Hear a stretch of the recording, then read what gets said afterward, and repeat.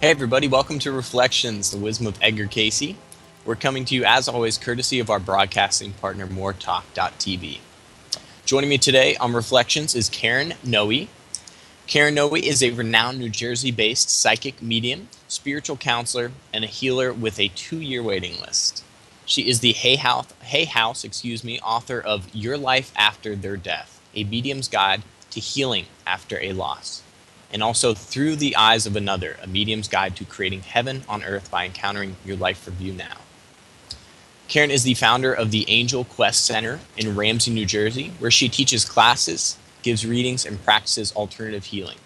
She's a featured presenter at the upcoming A.R.E conference entitled Life Beyond Death, Afterlife Communication, Mediumship, and Your Eternal Soul. This takes place from November 5th through the 8th of this year in Virginia Beach. And for more about this 4-day training, you can visit our website at edgarcayce.org/conferences. Karen, thank you so much for joining us today on the show. Thank you for having me on. Absolutely. And for our listeners who might not be familiar with your work, can you give us a little bit about your background and exactly what you do, and kind of when did you begin to receive these messages? Oh, okay. It's kind of a funny story. When I was younger, my father used to take me to the racetrack, and I picked the winning horses for him. My mother did not like that. And I'd know who was on the phone before people called. In those days, there was no caller ID and things like that. But let's fast forward. I was receiving messages in dreams from deceased loved ones, but it wasn't the way it is now. About 20 years ago, I was going through a very rough time in my life, and I sat at the edge of my bed and I just yelled at God. And I asked him if I was going to be okay. And with that, I saw a light that came towards me from the other side of the room. And my first response was, if you're not of God, please leave. But the more I said that, the more it started coming towards me, and it eventually enveloped me. And at that time, I heard an audible voice that said, Lucia Lucina, Bella Lucia Lucina. I don't know if you know what that means. It's in Italian, it means light, little light, beautiful little light. After that incident, I started meditating. I didn't know what happened to me at that time, but I do know my life was changed forever. I started receiving messages from those who passed.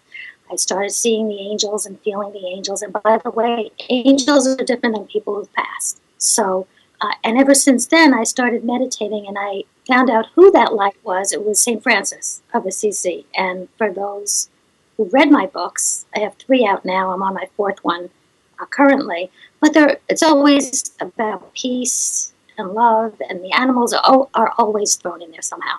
So that's about it in a nutshell. I didn't want to share this with people. I didn't want to give messages to people. I didn't want people to think I was not in my right mind. I was very quiet and afraid to speak in front of people. And now I speak in front of many, sometimes thousands of people for the I Can Do It events and all sorts of things like that. Right. And what was it like for you personally, dealing with these changes that were taking place as we were trying to cope with it? Well, at first, I didn't want to share it with people. I was excited, and the more I responded, and the more I shared what I was receiving, let me tell you what happened in the beginning. I said, okay, I gave in, and I said, okay, I'll do healing in the back of a hair salon. So I did Reiki, and I did, energy healing, and I called it angel therapy. And as I was doing the healing, I would receive messages from those who passed. As soon as I connected with their energy, and I'll never forget, one of the first appointments I had, I was doing Reiki on this woman, and she's lying down, and somebody's trying to come through. And he said his name was Robert, and he was showing me a motorcycle. He died in a motorcycle accident.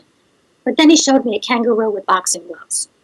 And I said, no. This is all telepathically, by the way. We'll talk about how our listeners can do this as well, because it's not about me, it's about what they can do. But let me just tell you the story. So he keeps showing me this picture of a kangaroo with boxing glove, boxing the air, and I said, oh, I can't tell her that. She's going to think I'm crazy. But I finally gave in, and I said, there's a person here named Robert. He's saying he died in a motorcycle accident, but he's showing me a kangaroo with boxing gloves. The woman jumped off the table and started screaming. She said, that's my friend Robert. He died in a motorcycle accident, and he boxed kangaroos in Australia. So I said, okay, because here in America, that's unheard of. I've never heard of that. So I said, maybe, I really am getting messages. So I gave in. And as I was doing the healing, I would get messages and word spread. I started with one client, and then she told a few people, and then they told a few people. And now I'm booked for 2 years ahead of time, and I'm not taking any new clients because I don't know what I'm going to be doing. I want to the ones who come to see me want to come back to see me again. And then they have to wait 2 years. So I had to, stop for a little while anyway. Right. I love it, and I'm making a difference in people's lives. But the best point I'd love to make, it's not about what I can do. It's about what our listeners can do. And that's why I wrote my latest book. And that's what I'll be sharing at the A.R.E. in November. Absolutely. Wonderful message. And in talking about that, I want to say kind of Edgar Cayce's big thing was he was absolutely persistent that everybody is capable of the psychic abilities that he had. It just takes putting in the work, putting in the effort. And in saying that, you say that everyone can receive these messages from your deceased loved ones. Can you tell us a little bit more about this, how our listeners can learn to tap into that? Yeah, that's a very good question. There's so many ways. Our loved ones are trying to communicate with us. They want us to know that they're okay. They just want us to be okay, too. But we have to learn how they're coming to us. Most people expect to see an apparition of their loved one or to hear an audible voice. And that's not usually how they come through. Although they may. It's very rare, though. They speak to us telepathically. They speak to us as thoughts that just pop in our minds. And it's actually easier to give messages for somebody else than ourselves, because the reason is when you get a message such as a boxing kangaroo, I know that's not my own thought. When it's your own loved one, you're thinking about them anyway. So you're saying, how do you know you're thinking about your loved one, or are they speaking to you? And that's very, sometimes it's very difficult to figure out. But when my own mom passed, I saw what people were going through. What you have to do is backtrack your thoughts.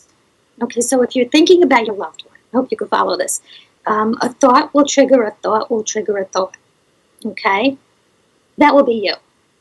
Logical thought. But your loved one will come through and just pop in your head saying something. Something will come into your mind like, hello, sweetheart. That's what my mother would say to me. And I know that's not me. I don't say things like that. And then she'll say things that, she would have said that I'm certainly not thinking about at the time.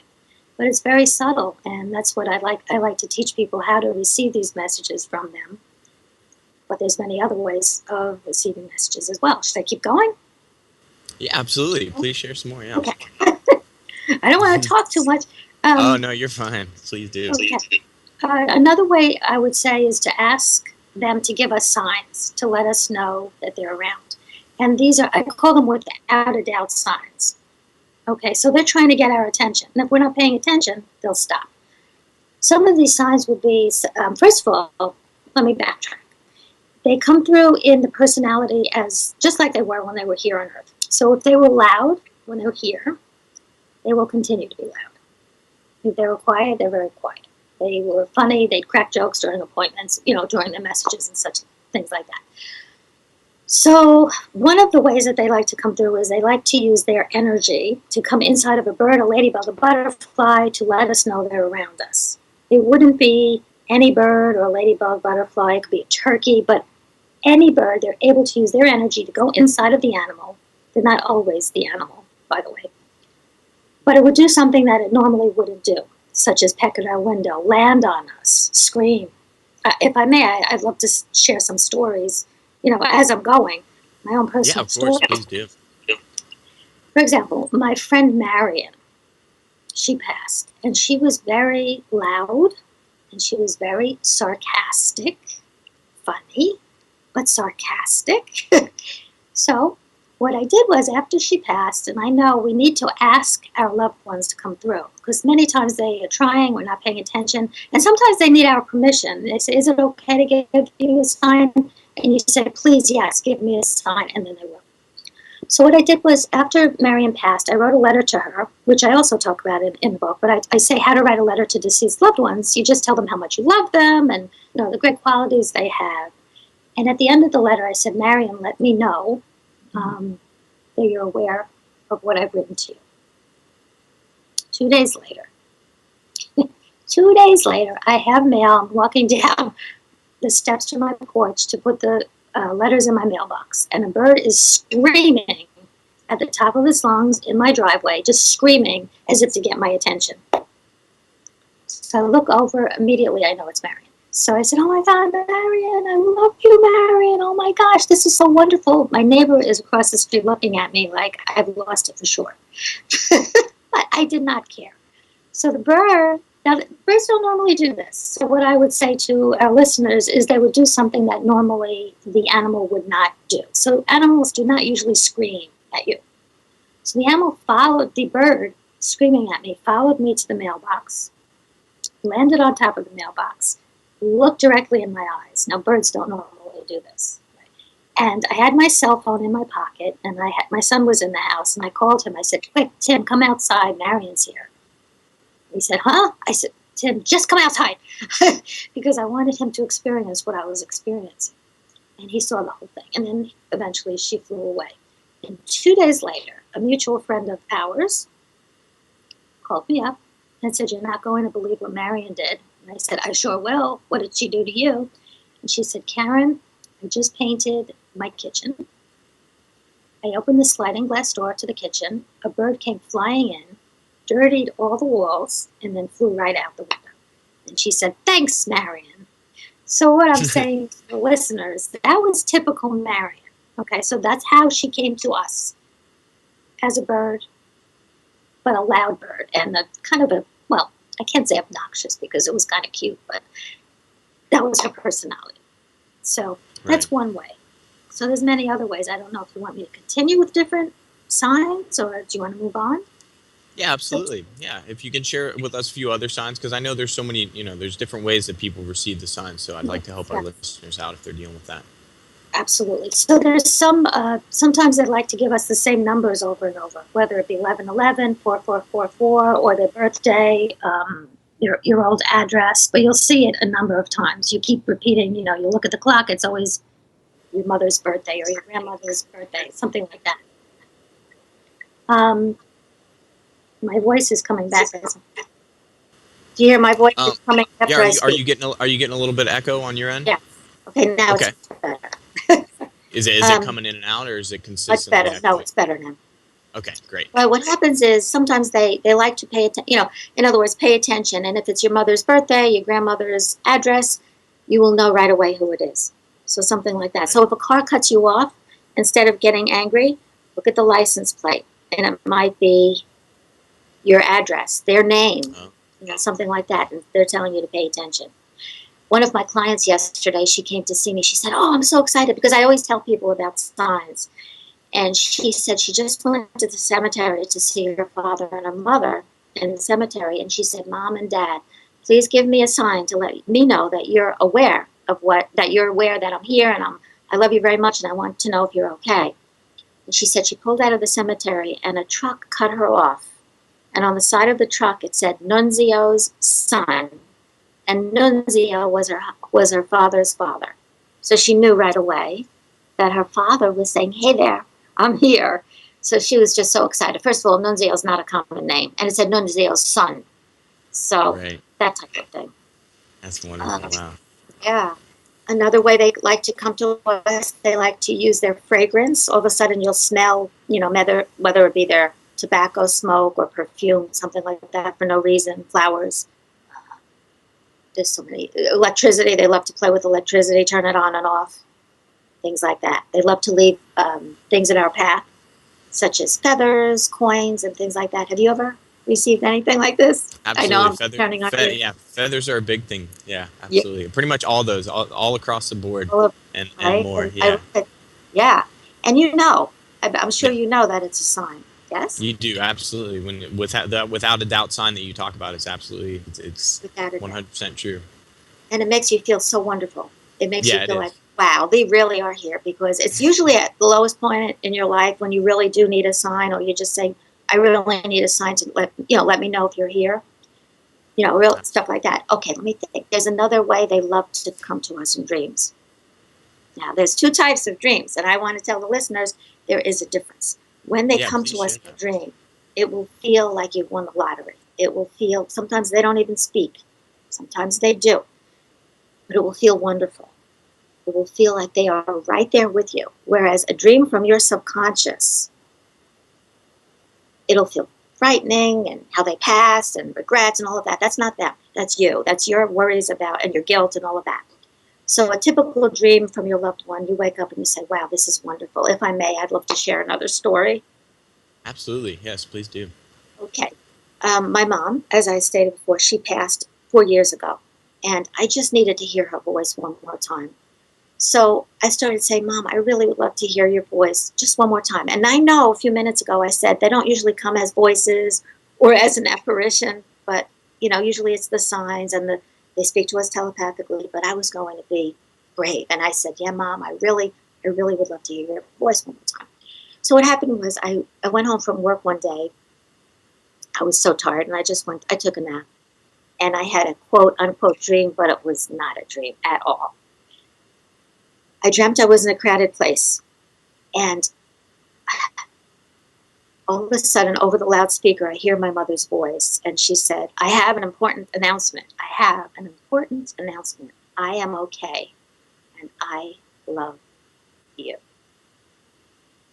And I just knew without a doubt, even in the dream, that it was my mom speaking to me. And I said, Mom, thank you so much. I love you. Thank you for coming to me. Who are you with? Who are you with? And then she said something that I didn't understand. And I said, please say it again. I didn't understand what you just said. And she said, I'm with Nanny, who is her mom. And with that, the phone rang, woke me up, and I was able to remember the dream.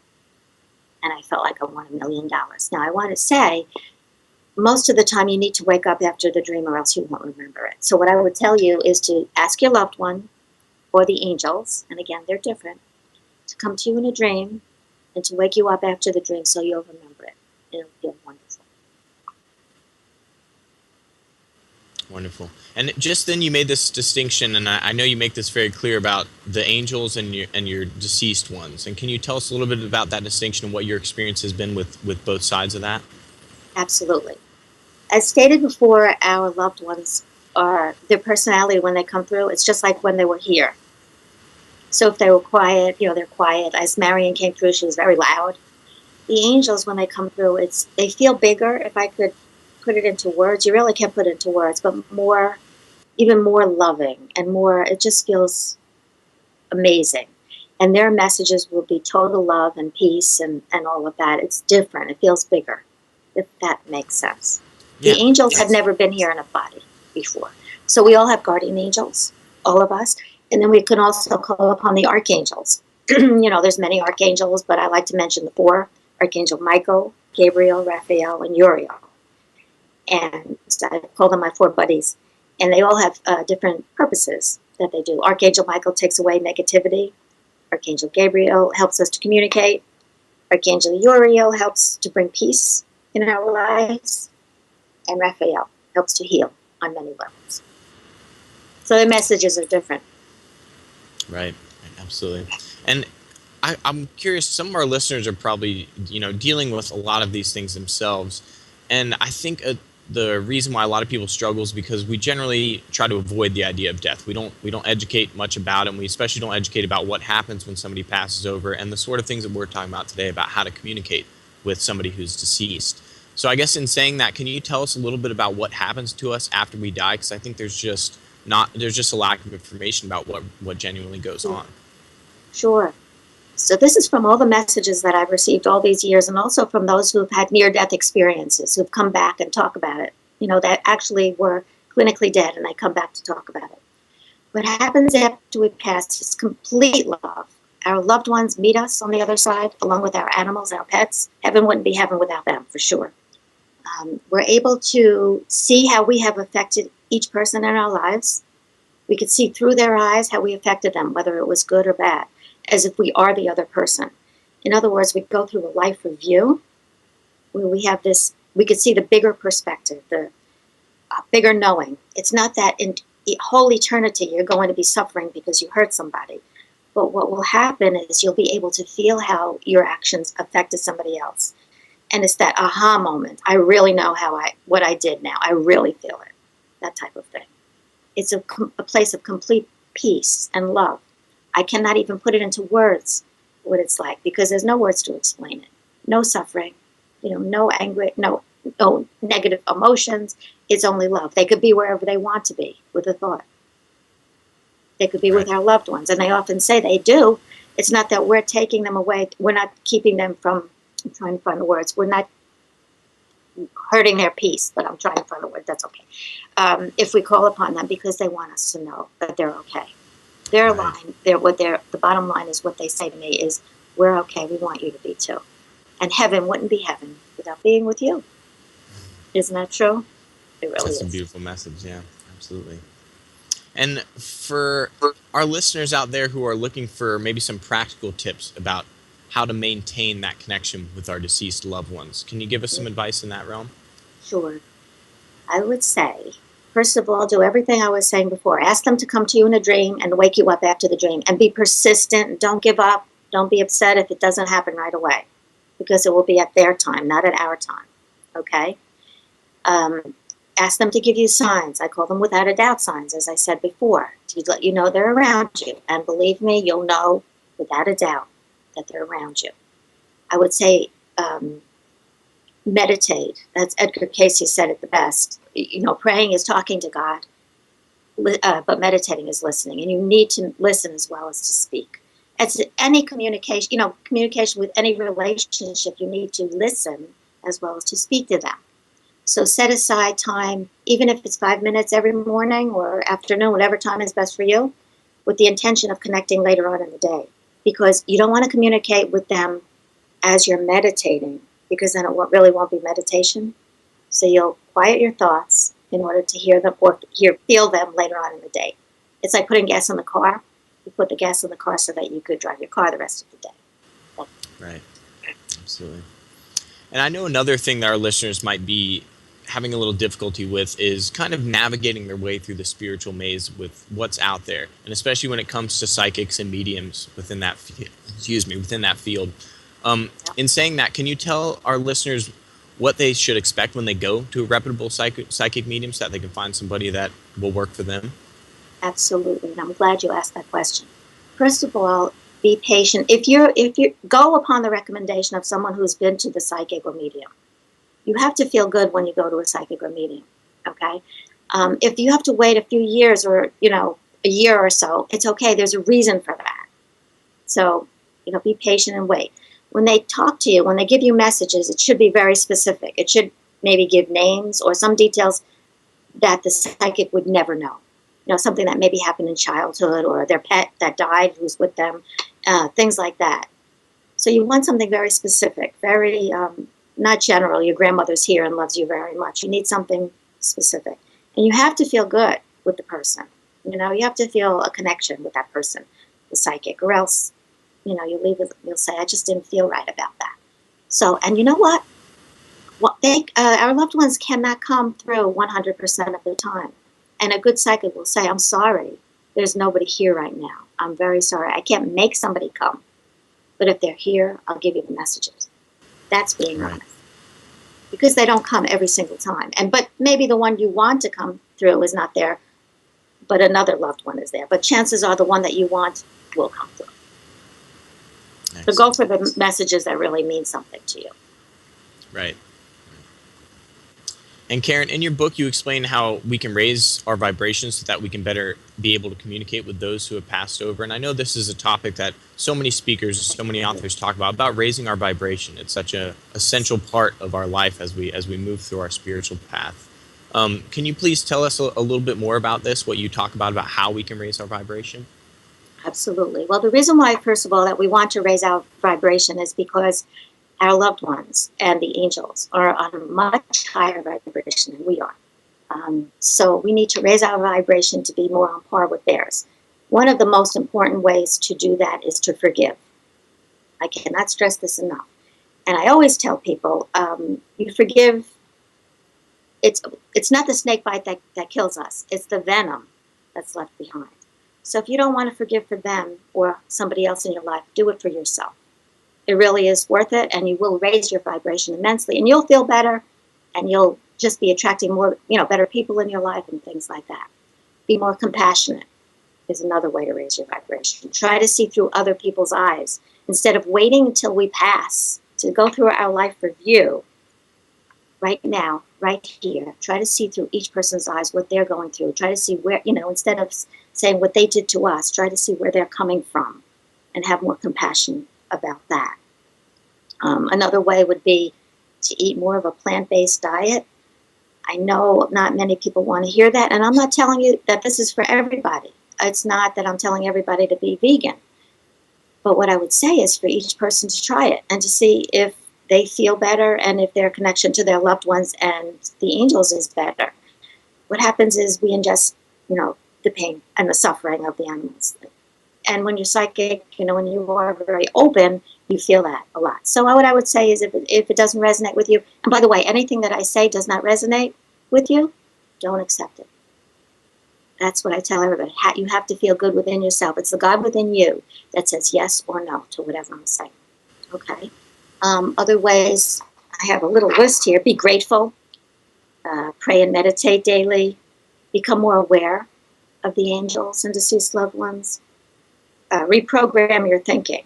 Instead of automatically thinking in a negative way, try to see the glass half full instead of half empty. So there's many ways. But the most important is to be compassionate, forgive, see through the other person's eyes.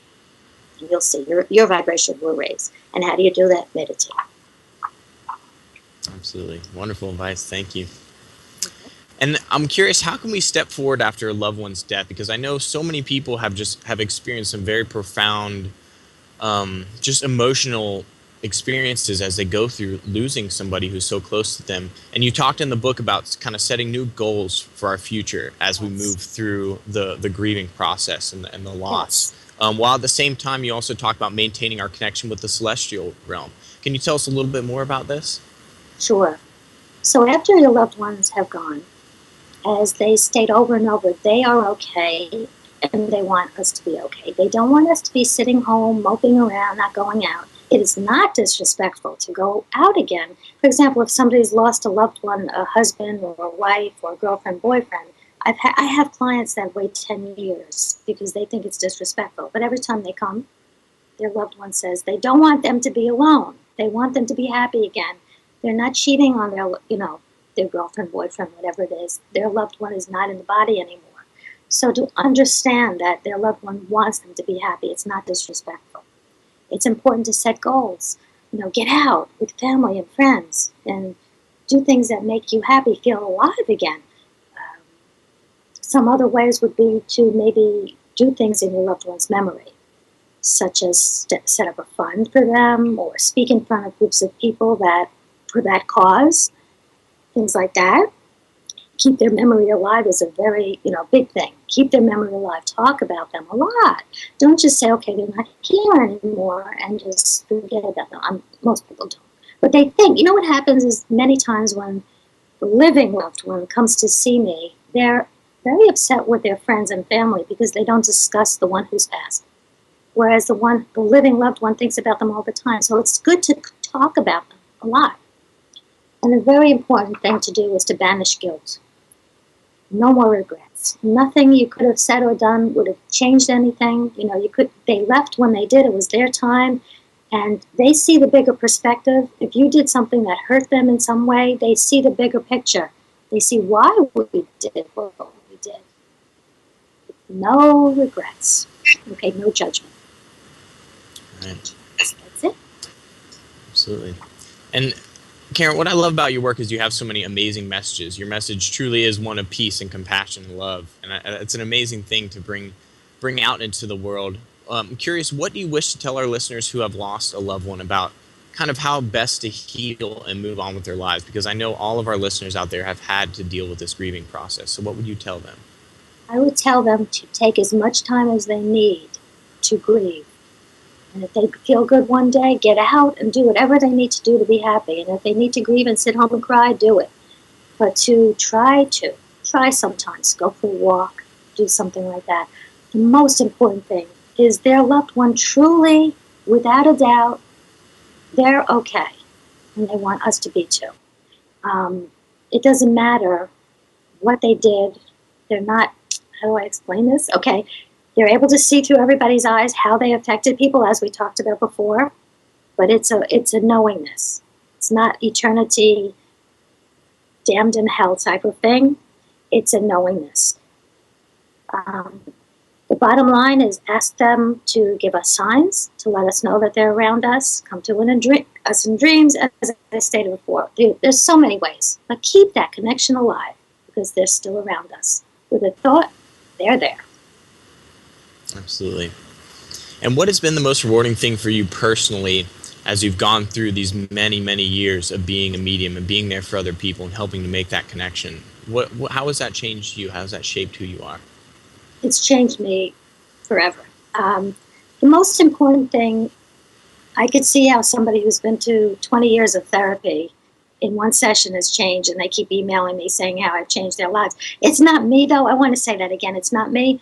I want to teach them how to do what I'm doing. It's not about that hour appointment. It's about the rest of the year, them getting messages, ask for dreams and all that, all of that. But when people come to see me, it's not just the reading that I do. I actually do healing because the loved one who's passed is okay. The one who's in my office often is not, the living loved one. So we do different techniques that will heal the living loved one. And there's different energy techniques, the tapping, the EFT, emotional freedom technique, and Reiki, and all different other things. And can you tell us a little bit more about tapping? That's one that our listeners might not be all familiar with. Absolutely. As a matter of fact, if they could just learn one of the techniques that I talk about, it would be tapping. And how I found out about tapping was pretty crazy. I had a client coming to see me. He was a Vietnam veteran, and he had not been able to sleep in many, 20 years, more than that. And he was going through trauma and all sorts of things. Nothing could help him.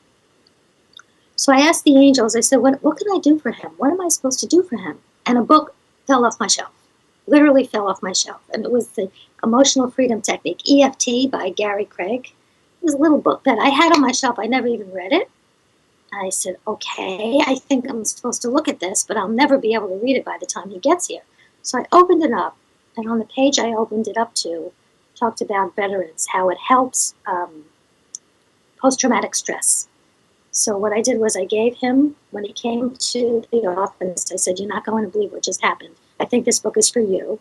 I gave it to him, and then, since then I've learned about it, and it's changed people immensely. I've had a young woman who's come to see me, she was actually in high school being bullied, and she came to see me, and I said, wait a minute, before we go on, let's do tapping. I'll explain what tapping is in a moment.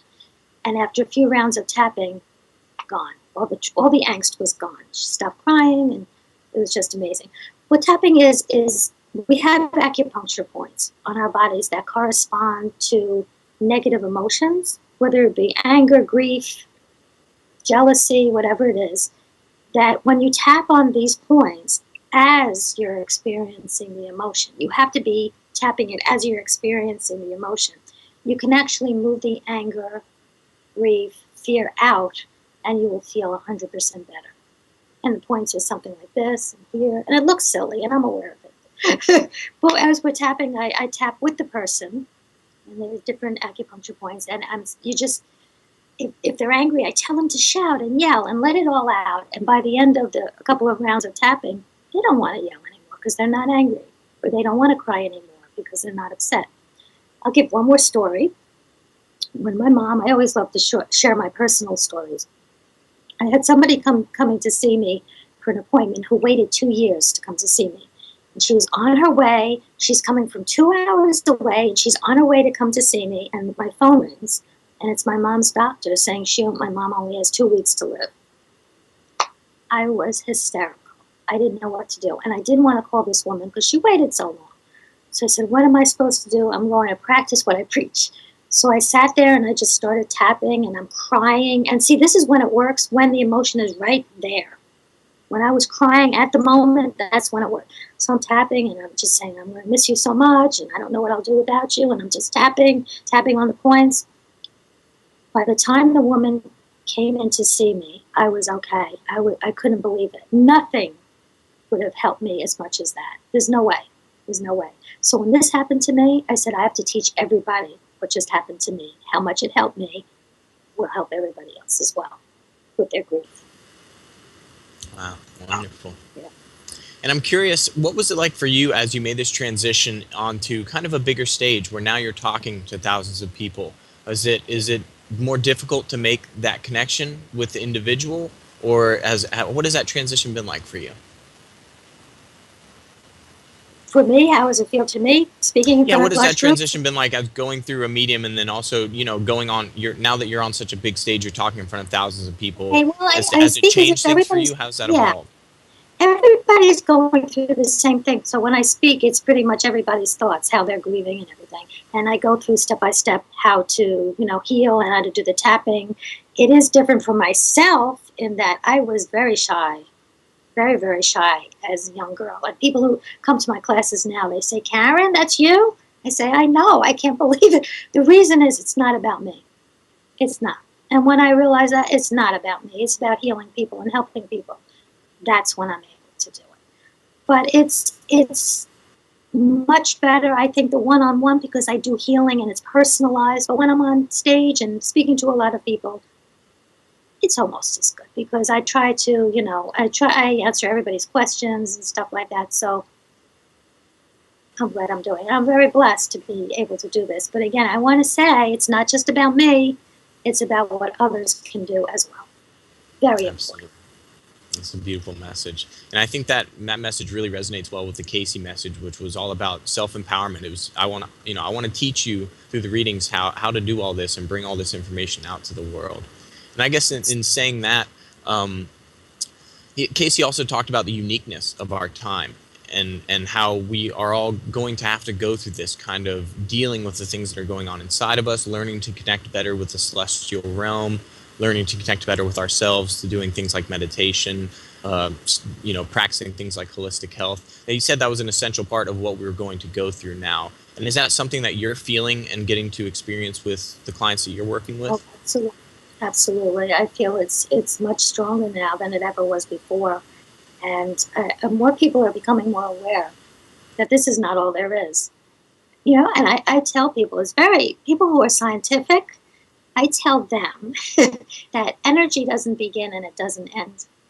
So the energy of who we are continues. It's not something I think or believe. It's something I know without a doubt.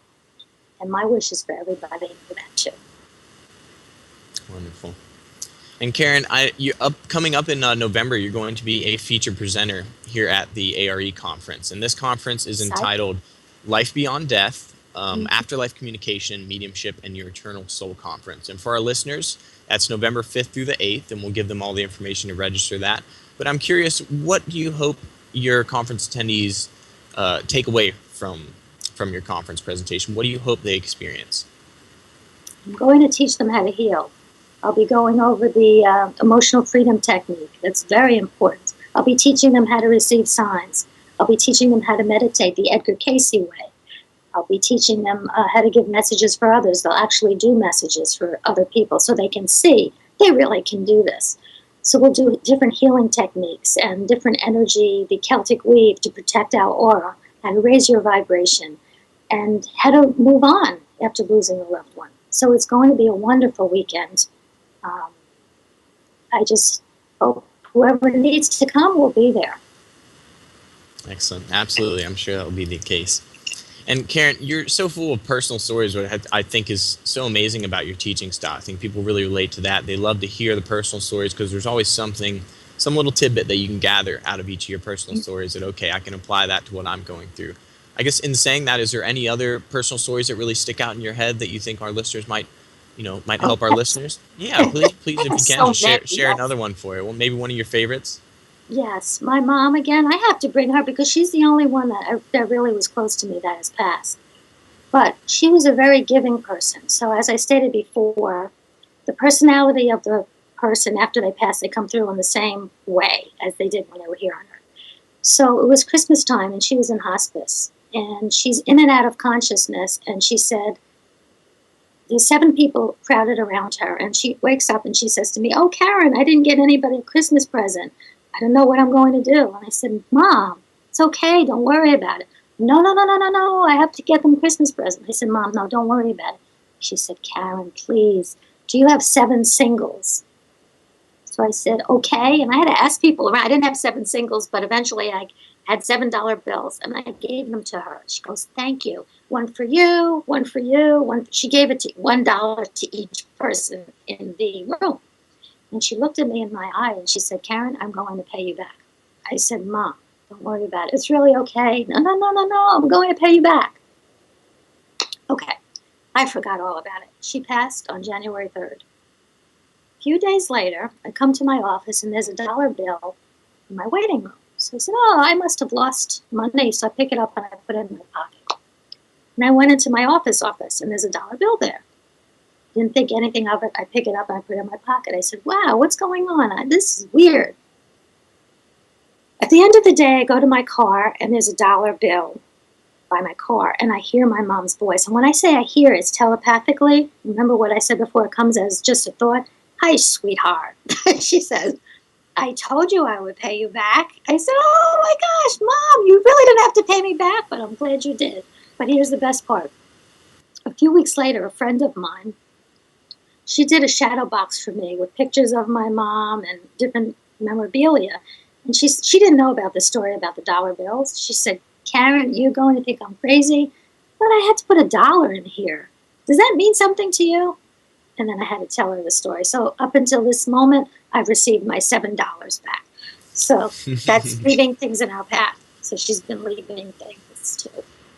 What happened was years ago when this first happened to me with the psychic abilities after the experience with the light, I just felt compelled to teach people about it. And as I stated before, I was very shy. And I didn't want to do this. I'll be honest with you. I didn't want to do it. And it was like downloaded information. The angels were giving me what to say. So I wrote it all down. And in my first classes, I used to read everything, stand at the podium and read everything. Now I'm, much more relaxed. But at the end, when I was writing the class out, the first class, how to connect with angels and deceased loved ones, I asked the angels, "How can I end the class?" And I just heard, again, when I say here, it's a telepathic message. "Go to your email and check your email." And I said, "That doesn't make any sense, but I'll listen to what you say."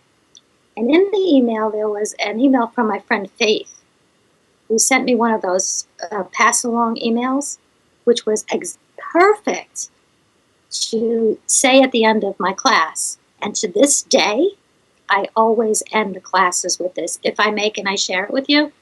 It's called The Man Whispered. The author is unknown. "The man whispered, 'God speak to me,' and a meadow lark sang. But the man did not hear. So the man yelled, 'God speak to me,' and the thunder rolled across the sky. But the man did not notice.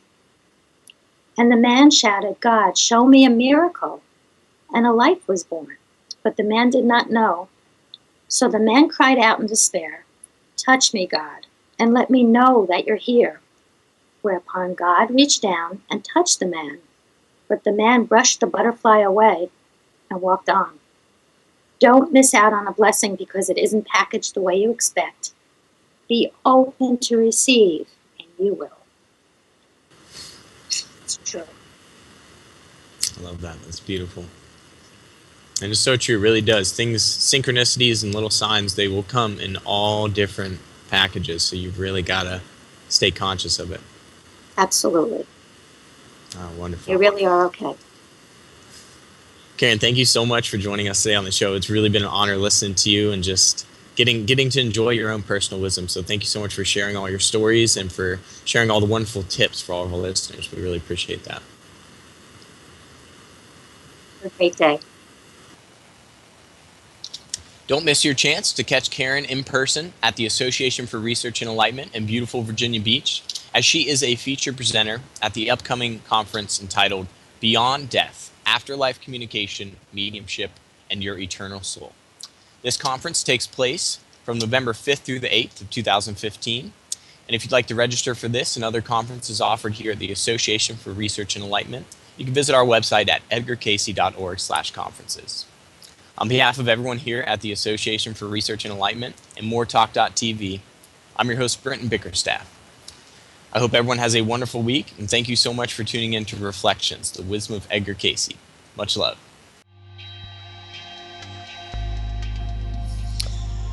And now it is time for the thought for the day here on Reflections, the Wisdom of Edgar Cayce. And joining me as always on the thought for the day is Dr. Bill Austin. Bill, thank you so much for joining us again on the show. Oh, my pleasure, Brent. Great to be back with you. Likewise, pleasure to have you on. And if you can go ahead and read the thought for the day today and share with us your personal thoughts for our listeners. I'd be happy to. This thought comes from reading 3179-1. In the care of self, selflessness is great, but be more mindful of the little niceties about self, and you will find a pride in self, not a false pride, but as nature manifested in its maker. It does the best it can with what it has, and looks the most beautiful with what it has to do with.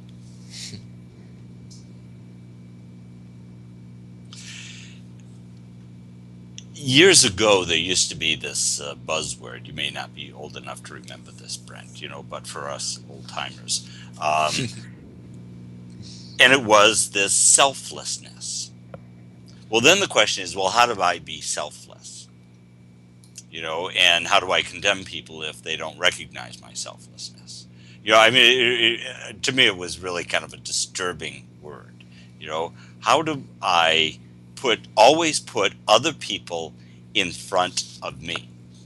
And I think it was all distorted and mixed up.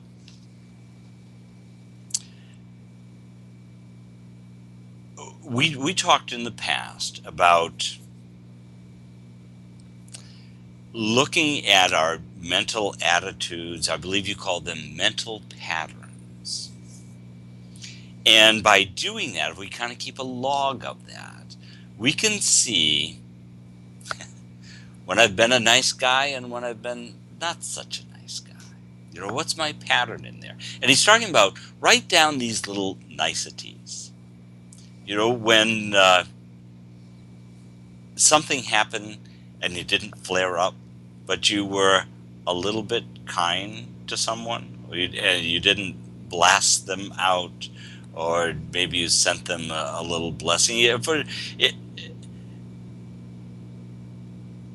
You weren't trying to put down yourself, meaning selflessness, but you were almost honoring yourself and the other individual. And it's okay. I like the way he says it's okay to take some pride in that you did something nice for someone. You held the door for someone. You smiled at someone. And they don't have to be big things, but they were just nice little things along the way that perhaps touch someone in ways that we don't even understand. That's just what that person needed at the moment. And then that's going to be reflected through that person in many different ways throughout their day, their life, which will affect other people as well. But if we can just, sometimes the selflessness, if we can just take a moment to be that other person,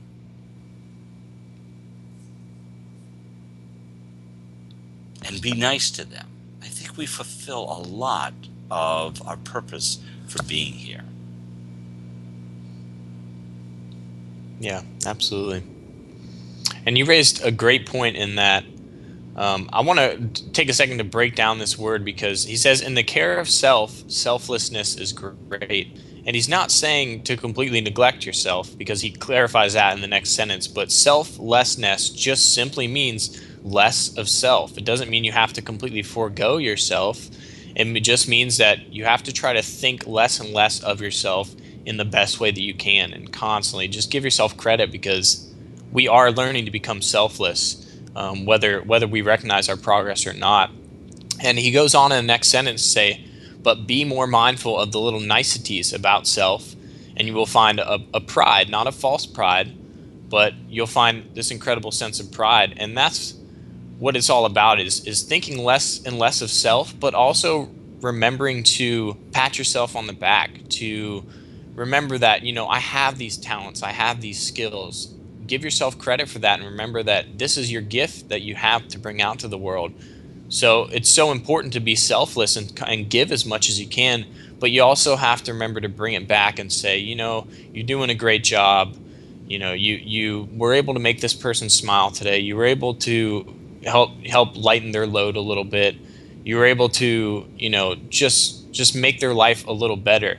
And you have to remember to give yourself credit for that. Otherwise, you can lose yourself in this pursuit of selflessness, and you can think that, I can never think of self. It always has to be about other people. But what happens when you can fall into that potential pattern is you can stretch yourself so far that you become exhausted and you burn yourself out. So you have to remember to bring it back a little bit and, give yourself, it's all about self-love, loving these little things about yourself and loving the fact that you even have the energy to go out and give energy to other people, say, I'm proud of myself for that. I'm proud of myself that, I dedicated the whole day today to not speaking poorly about anybody, to, doing favors for people, not putting things on the back burner anymore. And that to me is what this thought is all about.